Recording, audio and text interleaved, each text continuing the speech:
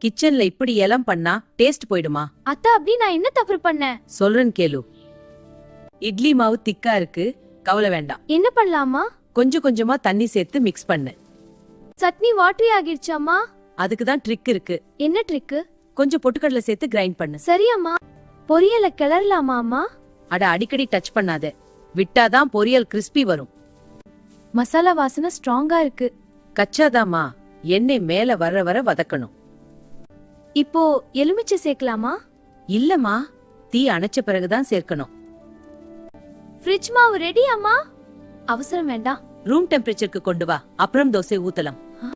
உப்பு போடுறேன் அம்மா. ஒரே தடவையில போடாதே, டிஷ்ஷா டேஸ்ட் பண்ணிட்டு கொஞ்சம் கொஞ்சமா உப்பு சேர்க்கணும். அம்மா, உங்ககிட்ட கத்துக்கிறது எனக்கு ரொம்ப சந்தோஷமா இருக்கு. சமையல் கற்றுக் கொடுக்கிறது ரெசிபி மட்டும் இல்லம்மா, அன்பும் சேர்ந்து கற்றுக் கொடுப்பது. தேங்க்ஸ் ஃபார் வாட்சிங். Subscribe to our channel for more tips like this.